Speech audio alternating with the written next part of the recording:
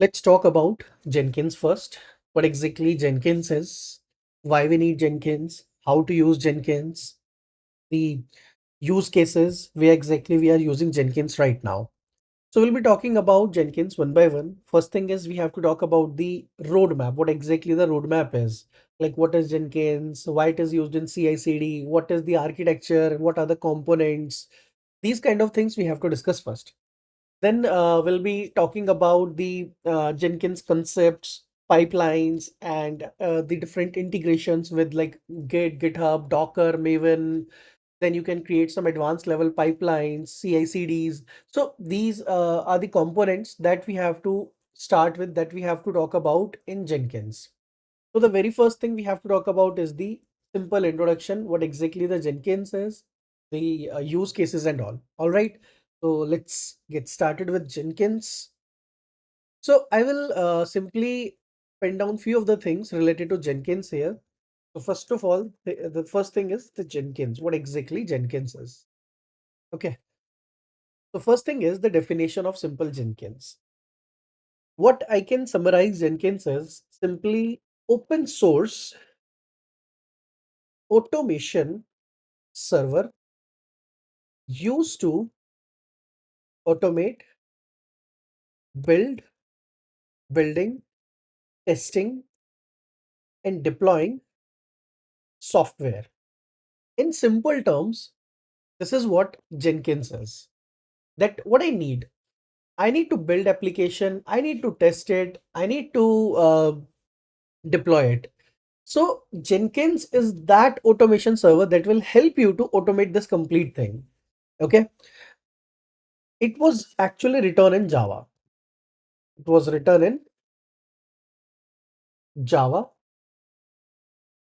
and initially it was released in 2011 as a fork of the Hudson project.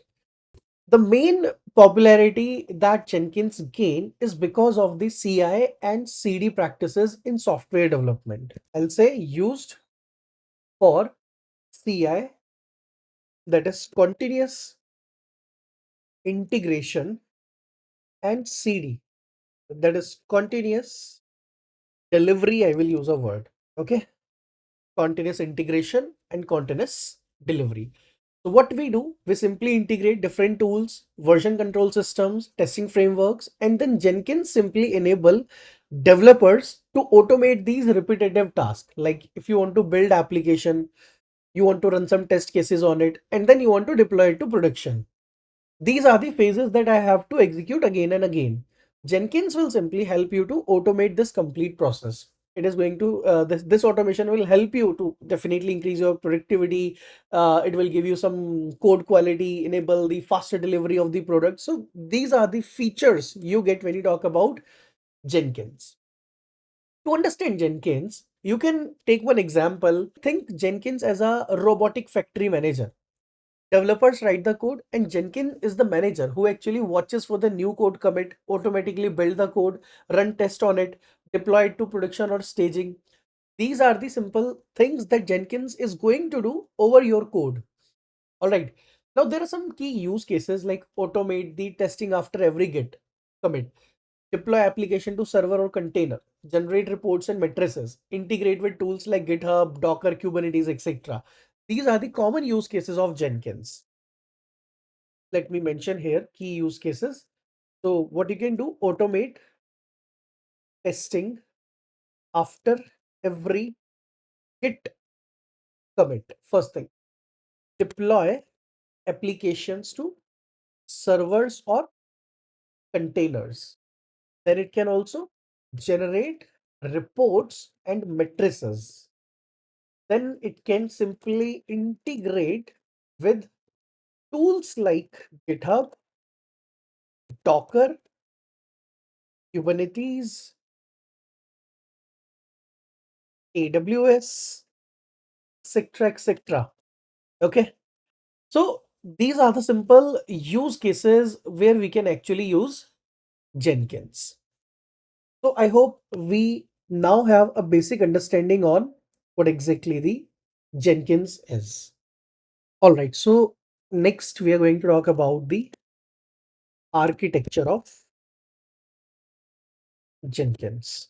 So when I say architecture term, I I'm trying to say that the internal working, how exactly it connects the thing, and what is the data flow for Jenkins. So when I talk about the data flow representation, just Jenkins, you can think Jenkins represent everything inside a box, and inside the box there will be multiple tech stack that is running. For example, the first thing we have is the Jenkins server. Okay, then this is going to be, there will be two other things running in parallel. One is a Jenkins static agent, and one is going to be the Jenkins dynamic agent. Okay. All right.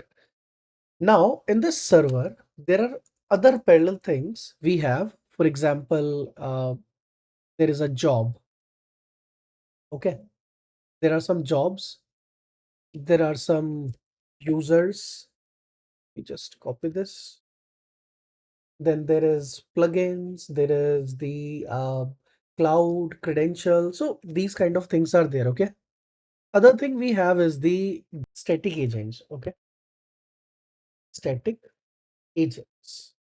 Static agents are like some Linux, Windows, they actually run continuously in the background. So we have something Linux and Windows, these kind of things. Let me also mention here that these are the jobs, users, plugins, some nodes or cloud, I can say. Some other configurations could be there. So these are the basic things we have in the server part. Now, there is one third area as well here, that is the Jenkins dynamic agent. Okay, these are the Jenkins dynamic agents. Inside dynamic agents, you can say we have things like Docker, Kubernetes, AWS, and other things. Okay, so what exactly this structure or the architecture represent now is that when I'm talking about simple connectivity, okay, so there are some nodes and clouds, and these are actually connected with my static agents, okay, to SSH or something. Then I have these dynamic agents that are also running and also connected. Now, the first thing is there are some main key components inside the Jenkins architecture. One is the master node, one is the agent node or cluster, and there is the web interface. So these are the three major components of my Jenkins architecture. All right. So whenever we talk about this architecture, you always get to know, okay, so we have to think what is exactly a master. So master is nothing, it's like a project manager, which actually manages the job and assign them to workers. Then what is an agent or node? So these are the workers who actually do that particular task, build, test, or deploy. And then there are executors. So each agent has a few executor like hands. Okay, you can assume that if you are a worker, you are having hands, and then you are going to perform some jobs in parallel. So you can take one simple example that there is a company, publishing company kind of a thing. So there is a editor in chief, master, who actually assign the task. Then there are the writers, agents, who do the writing, proofreading, and formatting. And each writer can actually handle 2 to 3 articles at once. These are the executors. So when we talk about the simple architecture, these are the three things that we have to understand, and these three things will actually be executing. So here we can say that static agents are there that actually runs continuously, and in the dynamic agents, I can say after job completion, agent get destroyed. So these are some my dynamic agents. So this is how a simple structure builds on the Jenkins. Okay, this is a simple overall architecture of Jenkins and the connectivity workflow thing. Okay, now first thing is the Jenkins server. It is actually the master. The Jenkins server is also the master. Okay. So Jenkins server or master node, it hold all key configurations. So it's like a control server that orchestrates all the workflow defined in the pipeline, like scheduling a job, monitoring users, okay, and plugins and all. Then Jenkins jobs, for example, if I have the job, so job is a collection of steps. Here we define our steps that you can use to build your source code, test your code, run a shell script, run Ansible run in a remote host, or execute a Terraform. So we normally call it as Jenkins pipeline. So it might be internally, these jobs will be having some functions like clone from GitHub, compile the code, run the test and all. Okay. So this is what it is going to do. Then you have plugins. There are a lot of plugins available inside the community of Jenkins that you can install on your Jenkins server. All right. There is a credentials, securities, nodes and clouds. So you can configure multiple agent nodes or clouds for executing the Jenkins job. So these are the few things that are inside my Jenkins server or master. Okay. Then comes the agent. At right side, you can see there are two agents, static and dynamic. So Jenkins agents are the worker nodes that actually execute all these steps. These are those agents, workers that are going to execute your job. When you create a Jenkins job, you have to assign an agent. So here in the job, you'll be creating, when you create a Jenkins job, you'll be assigning an agent to it. Every agent has a label as a unique identifier. Okay. So when you trigger a Jenkins job from the master, the actual execution happens on the agent node that is configured on that job only. All right. And then you can run the jobs in the Jenkins server without a Jenkins agent as well. So in this case, master node act as an agent. This is also a possibility. So, but the recommended approach will be to set up the master and agent thing first. Okay. Then there are server and agent connectivity. So this is the server. These are the agents, how they are connected. So we can connect Jenkins master and agent with two different strategies. One is the SSH method, or there is one more way to connect that is known as JNLP. Okay. So we use the SSH protocol to connect to agent. So the connection get initiated from the Jenkins master. So there should be connectivity over port 22 between master and agent. Okay, for JNLP, that stands for Java Network Launch Protocol. So in this method, a Java agent gets initiated from the agent with Jenkins master detail. So for this, the master node's firewall should allow connectivity on a specified JNLP port. Typically, the port assigned will be 5000 something, and then you can configure it also. All right, now comes the two type of Jenkins agent will be there. One will be your static, that will be configured as a static agent. These are the servers for Windows and Linux machines. So these agents will be up and running all the time and stay connected to Jenkins server. Organizations generally use custom scripts to shut down and restart the agent when they are not using them. Okay. Then they will be dynamic. So these Jenkins Cloud agent is a concept of dynamic agent, means like whenever you trigger a job, agent get deployed as a VM container on demand and gets deleted once the job is completed. So this method saves memory in terms of infrastructure cost when you have a huge Jenkins ecosystem and continuous build. Okay. So this is the simple understanding of high level overview of the Jenkins structure architecture, how exactly it works. Okay. I can tell you one more example to, like, in order to make you understand few things.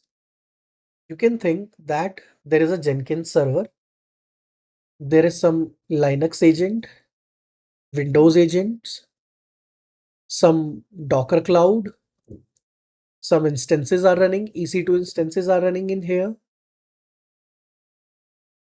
Okay. And then there is a Kubernetes cloud.